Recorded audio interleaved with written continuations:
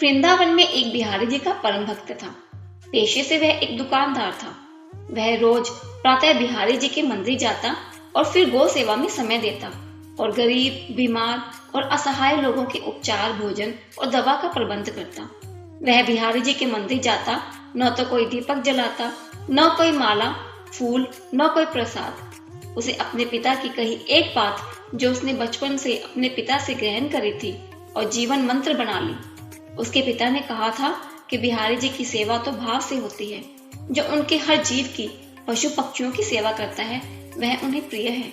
देखो, उन्होंने भी तो गौ सेवा की थी।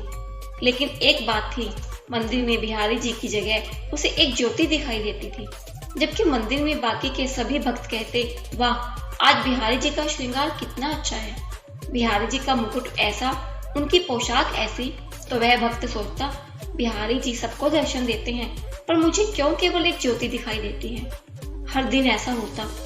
एक दिन बिहारी जी से बोला, ऐसी क्या बात है कि आप सबको तो दर्शन देते हैं, पर मुझे दिखाई नहीं देते। कल आपको मुझे दर्शन देना ही पड़ेगा। अगले दिन मंदिर गया, फिर बिहारी जी उसे ज्योत के रूप में दिखे। वह बोला, बिहारी जी, अगर कल मुझे आपने दर्शन नहीं दिए तो मैं यमुना जी में डूबकर मर जाऊंगा। उसी रात में बिहारी जी एक कोढ़ी के सपने में आए, जो कि मंदिर के रास्ते में बैठा रहता था, और बोले, तुम्हें अपना कोढ़ ठीक करना है। वह कोढ़ी बोला, हाँ भगवान। बिहारी जी बोले, तो कल यहाँ से मेरा एक भक्त निकलेगा, तुम उसके चरण पकड़ लेना और तब तक मत छोड़ना जब तक वह ये न कह दे कि बिहारी जी तुम्हारा कोढ़ ठीक करें। कोढ़ी बोला, पर प्रभु, वहां तो रोज बहुत से भक्त आते हैं, मैं उन्हें पहचानूंगा कैसे।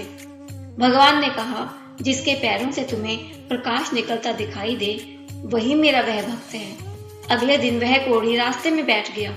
जैसे ही वह भक्त निकला, उसने चरण पकड़ लिए और बोला, पहले आप कहो कि मेरा कोढ़ ठीक हो जाए। वह भक्त बोला, मेरे कहने से क्या होगा, आप मेरे पैर छोड़ दीजिए। कोढ़ी बोला, जब तक आप ये नहीं कह देते कि बिहारी जी तुम्हारा कोढ़ ठीक करें, तब तक मैं आपके चरण नहीं छोड़ूंगा।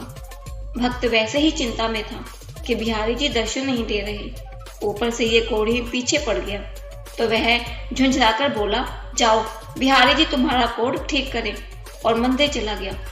मंदिर जाकर क्या देखता है, बिहारी जी के दर्शन हो रहे हैं। बिहारी जी से पूछने लगा, अब तक आप मुझे दर्शन क्यों नहीं दे रहे थे। तो बिहारी जी बोले, तुम मेरे निष्काम भक्त हो, आज तक तुमने मुझसे कभी कुछ नहीं मांगा, इसलिए मैं क्या मुंह लेकर तुम्हें दर्शन देता। यहाँ सभी भक्त कुछ न कुछ मांगते रहते हैं, इसलिए मैं उनसे नजरें मिला सकता हूँ। पर आज तुमने रास्ते में उस कोढ़ी से कहा कि बिहारी जी तुम्हारा कोढ़ ठीक कर दे, इसलिए मैं तुम्हें दर्शन देने आ गया। भगवान की निष्काम भक्ति ही करनी चाहिए। भगवान की भक्ति करके यदि संसार के ही भोग, सुख ही मांगे, तो फिर वह भक्ति नहीं, वह तो सौदेबाजी है। और यह कथा जो कहना चाहती है, सबसे बड़ी परमात्मा सेवा उनकी है जो वास्तव में बेबस और लाचार हैं। असहाय और दुखियों की निस्वार्थ सेवा इस जगत की सबसे बड़ी सेवा है। जय श्री कृष्ण।